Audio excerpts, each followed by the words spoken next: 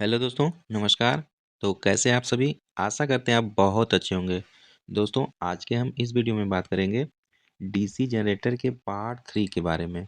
Part 2 तक हम निम्मी question bank का जितने भी क्वेश्चन थे उनको अपलोड कर दिए हैं। तो आज हम 41 से लेके 56 तक निम्मी क्वेश्चन बैंक का क्वेश्चन डिस्कशन करेंगे। इससे पहले 1 से लेके 14 तक अपलोड कर दिए हैं। तो आप लोग नहीं देखे हैं तो इस वीडियो के डिस्क्रिप्शन में या फिर प्लेलिस्ट में जाके ज़रूर देख लीजिएगा। ITI इलेक्ट्रीशियन रिवीजन बैच से प्लेलिस्ट बनाए हैं, तो उसमें ज़रूर जाके देख लीजिएगा। तो दोस्तों, बात करें जो 2024 में आपका ITI इलेक्ट्रीशियन का एग्ज़ाम होगा, तो उनके रिगार्डिंग DC जनरेटर बहुत ही इम्पोर्टेंट चैप्टर होगा। ठीक है, तो इससे बहुत सारे क्वेश्चन आपके ITI एग्जाम में पूछे जाते हैं। तो सभी क्वेश्चन केयरफुल देखिएगा, और चैनल पे नए हैं तो सब्सक्राइब जरूर कर लीजिएगा और अपने सारे मित्र फ्रेंड सर्किल में फॉरवर्ड कर दीजिएगा। क्वेश्चन 41 है, DC जनरेटर में स्प्लिट रिंग का क्या कार्य है? दोस्तों, जो स्प्लिट रिंग होता है वह DC जनरेटर में इसका कार्य क्या होता है? तो इसका मेन कार्य होता है दोस्तों, makes output in the unidirectional, मतलब एक दिशा में आउटपुट बनाता है। ठीक है, राइट आंसर ऑप्शन बी हो जाएगा, जो एक दिशा में आउटपुट बनाता है। मेन स्प्लिट रिंग का वर्क यही होता है। तो राइट आंसर क्या हो जाएगा? ऑप्शन बी बिल्कुल सही हो जाएगा। प्रश्न अगला है, डीसी जनरेटर में किस प्रकार का वोल्टेज गतिशील रूप से प्रेरित होता है? पल्सेटिंग, दोलन, सीट वोल्टेज, या प्रत्यावर्ती वोल्टेज, या प्रत्यक्ष वोल्टेज धारा वोल्टेज यानी डायरेक्ट करंट। दोस्तों, राइट आंसर क्या हो जाएगा? ऑप्शन सी बिल्कुल सही हो जाएगा। देखिए, जो रोटेटिंग मैग्नेटिक फील्ड उत्पन्न होता है डीसी जनरेटर में, वह ऑलवेज ऑलवेज एसी प्रोड्यूस होता है। ठीक है, यानी प्रत्यावर्ती धारा प्रोड्यूस होता है। लेकिन क्या करते हैं हम किसका प्रयोग करके? कम्यूटेटर का प्रयोग करके हम एसी को डीसी में चेंज कर लेते हैं। ठीक है, एसी को डीसी में चेंज करके स्प्लिट के माध्यम से आउटपुट को सप्लाई दे देते हैं। ठीक है, तो याद रखेंगे, जो आपका डीसी जनरेटर है उसमें जो आपका वोल्टेज गतिशील रूप से जो प्रेरित होता है वह ऑलवेज क्या होता है? एसी होता है ना। तो ये बहुत वीवीआई प्रश्न है, जरूर इसे आप याद कर लेंगे।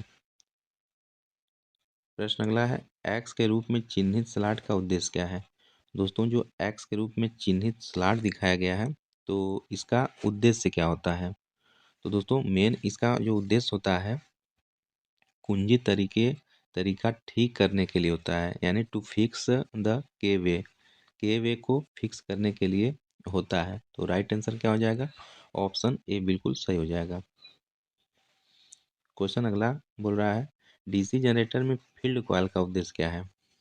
तो what is the purpose of field coil in DC generator? पहला दिया है एयर गैप में फ्लक्स को बढ़ाना, दूसरा मैग्नेटाइजिंग करंट को कम करना, तीसरा कुंडली फ्लक्स का निर्माण करने के लिए ध्रुव पोलों को चुंबकित करना। तो दोस्तों, राइट आंसर क्या हो जाएगा? ऑप्शन सी बिल्कुल सही हो जाएगा, जो कुंडली फ्लक्स का निर्माण करने के लिए ध्रुवों जो पोल होते हैं उनको चुंबकित करना।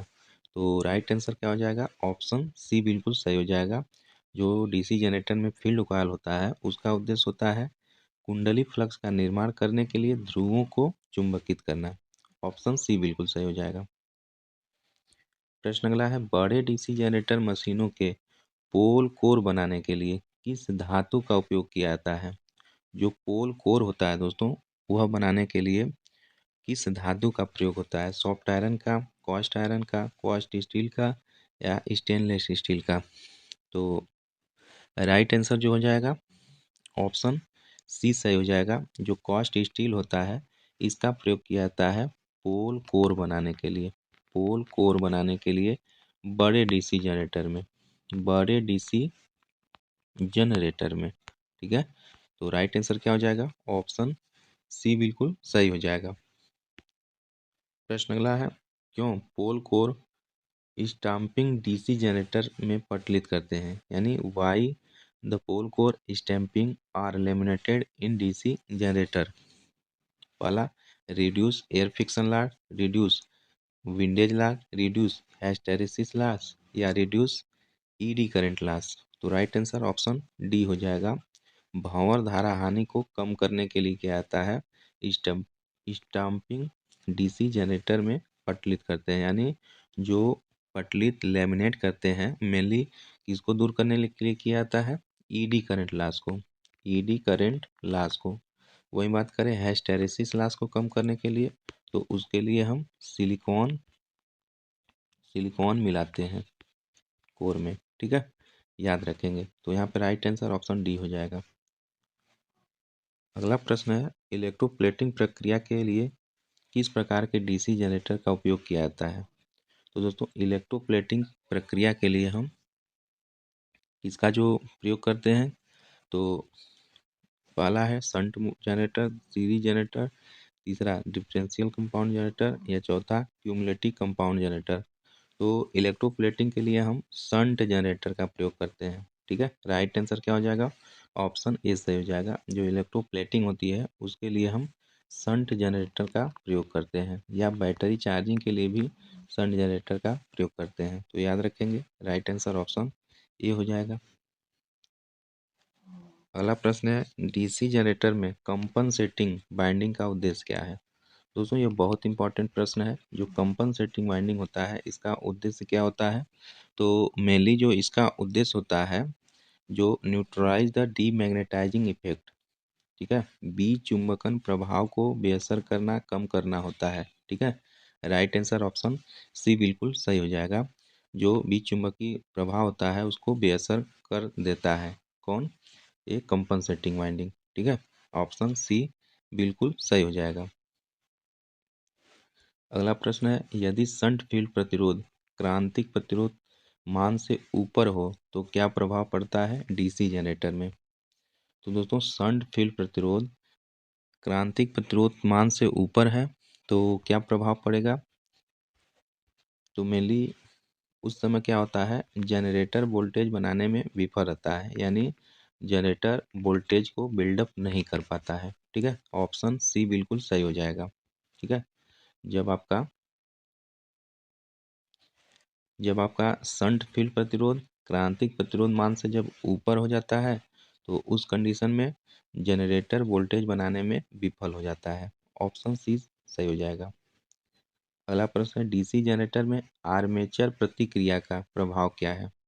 दोस्तों यह भी बहुत वीवीआई है प्रश्न। जो आर्मेचर रिएक्शन होता है उसका प्रभाव क्या होता है डीसी जनरेटर में, तो मेनली जो उसका प्रभाव होता है वह आउटपुट वोल्टेज को डिक्रीज कर देता है, कम कर देता है। तो राइट आंसर ऑप्शन बी हो जाएगा। जो आर्मेचर रिएक्शन होता है तो उसके कारण जो होता है आउटपुट वोल्टेज कम हो जाता है, यानी कहीं ना कहीं ये लॉसेस करता है, तो लॉस करके आउटपुट वोल्टेज को ही कम कर देता है, ठीक है। तो राइट आंसर ऑप्शन बी सही हो जाएगा। प्रश्न अगला है दोस्तों, सिंप्लेक्स वेव बाउंड आर्मेचर के साथ एक 4 पोल डीसी जनरेटर में 1020 कंडक्टर है और 1500 आरपीएम की गति से संचालित है, तो फ्लक्स पर पोल 0.007 वेबर है। उत्पादित ईएमएफ की गणना करें। तो प्रश्न बहुत इंपॉर्टेंट है, ठीक है। तो देखिए जो फार्मूला होता है ईएमएफ बराबर N p⁵Z/60A, तो बहुत इंपॉर्टेंट फार्मूला होता है डीसी जनरेटर के लिए। और डीसी में ई भी लग जाता है बैक ईएमएफ, और सेम फार्मूला होता है। तो दोस्तों यहाँ पे जो मान दिया है, देखिए फाई का मान दे दिया है, सॉरी जेड का मान दे दिया है 1020, और एन का मान दे दिया है 1500 आरपीएम, पी का मान दे दिया है 4 पोल सिंप्लेक्स वेव है, तो ए बराबर 2 हो जाएगा, और लैप रहता तो ए बराबर पी हो जाता, ठीक है। यहाँ पे फाई का मान दे दिया है 0.007 वेबर, तो निकाल लेते हैं मान। देखिए ई बराबर N p⁵Z/60A, तो N 1500 मान रख देंगे, पी पी कितना रखेंगे, 4 रखेंगे, फाई 0.007, जेड 1020, ठीक है, बटा के 60 गुणे 2, तो 2 से काट लेंगे, 2 दूनी 4, काटेंगे 30 हो जाएगा। अब जीरो से जीरो कट जाएगा, भाग कर देंगे, 3 तिली के 9, 3 चौके 12, यानी फाइनली हमारे पास क्या आ गया, 1500 गुड़े 0.007 गुड़े 34। तो जब इसका गुणा करेंगे एक दूसरे में दोस्तों, तो आपका जो आ जाएगा कितना, 3570। तो एक अंक पर दशमलव लग जाएगा, तो यानी 357 जो हो जाएगा वोल्ट हो जाएगा। ठीक है, तो ऑप्शन देख लेते हैं। ऑप्शन सी में दिया है 357 वोल्ट दिया है, जो आपका राइट आंसर हो जाएगा। ठीक है, तो राइट आंसर ऑप्शन सी हो जाएगा। तो इस प्रकार के प्रश्न डीसी जनरेटर से आपके एग्जाम में पूछे जाते हैं। और ये जो फार्मूला है NP5Z/60A, आप इसे याद कर लीजिएगा, बहुत इंपॉर्टेंट फार्मूला है। तो इस प्रश्न का राइट आंसर ऑप्शन सी हो जाएगा। प्रश्न अगला है, बड़े डीसी जनरेटर में आर्मेचर प्रतिक्रिया के प्रभाव को कैसे बेअसर किया जाता है? Using compensating winding. तो दोस्तों ऑप्शन पहला ही बिल्कुल सही हो जाएगा। जो कंपनसेटिंग वाइंडिंग होती है, कंपनसेटिंग वाइंडिंग से उपयोग करके हम आर्मेचर प्रतिक्रिया के प्रभाव को बेअसर यानी कम कर देते हैं। तो राइट आंसर इस प्रश्न का ऑप्शन ए सही हो जाएगा। प्रश्न अगला है, डीसी जनरेटर में क्या प्रभाव होता है अगर इसे लंबे समय तक बंद रखा जाए? तो दोस्तों डीसी जनरेटर को अगर हम लंबे समय तक बंद कर देंगे तो मेनली क्या प्रभाव पड़ता है, अपने अवशिष्ट चुंबकत्व को खो देता है। तो राइट आंसर क्या हो जाएगा, ऑप्शन डी हो जाएगा। बाकी ये सब नहीं होगा। लंबे समय तक डीसी जनरेटर को रखेंगे तो लूज इट्स रेसिडुअल मैग्नेटिज। तो जब रेसिडुअल मैग्नेटिज खत्म हो जाएगा, खो देता है, तो वोल्टेज को जनरेटर बिल्डअप ही नहीं कर पाएगा। ठीक है, तो ऑप्शन डी बिल्कुल सही हो जाएगा। प्रश्न अगला है, और फिर से आपका जो उस फार्मूले पे प्रश्न आ गया। देखिए, 4 पोल डायनमो के प्रेरित ईएमएफ की गणना करें। 1000 आरपीएम लैप वाउंड है और कंडक्टर की कुल संख्या 600 है। फ्लक्स पर पोल 0.00064 वेबर है। तो मान निकाल लेते हैं। ईबी बराबर एन सॉरी ईएमएफ बराबर NP5Z/60A हो जाएगा। ठीक है, तो एन क्या दिया है, एन 1000 दे दिया है, 1000 दे दिया है। पी कितना दिया है, 4 दिया है। फाई कितना है, 0.064। ठीक है, और उसके बाद जेड का मान क्या दिया है, जेड का मान दे दिया है 600 बटा के 60 गुणे 4। तो 4 4 से कैंसिल हो जाएगा, है ना, 4 4 से कैंसिल हो जाएगा। और आपका यहाँ पे 60 है, तो 0 से 0 गया और 6 से कटेंगे तो यहाँ 10 हो जाएगा।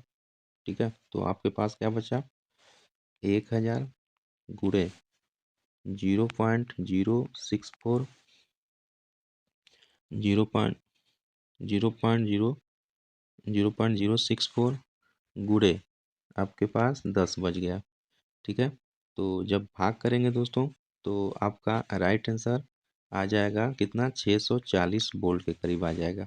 ठीक है, तो ऑप्शन आपका कौन सा हो जाएगा, ऑप्शन डी बिल्कुल सही हो जाएगा, 640 वोल्ट आ जाएगा। ठीक है, तो इस फार्मूले पे आप लिखा लेंगे, बहुत इंपॉर्टेंट फार्मूला है। ठीक है, बस इसमें ध्यान आपको देना है, लैप के लिए ए बराबर पी रखेंगे, वेव के लिए ए बराबर 2 रखेंगे। ठीक है, तो 640 वोल्ट आ जाएगा। राइट आंसर ऑप्शन डी हो जाएगा। प्रश्न अगला है, यदि मुख्य क्षेत्र का प्रभाव डीसी जनरेटर में विकृत हो जाए तो प्रेरित ईएमएफ पे क्या प्रभाव पड़ता है? तो क्या प्रभाव पड़ता है, पहला, प्रेरित ईएमएफ बढ़ जाता है, प्रेरित ईएमएफ घट जाता है। तीसरा है, प्रेरित ईएमएफ कोई बदलाव नहीं होता। चौथा है, प्रेरित ईएमएफ शून्य हो जाता है।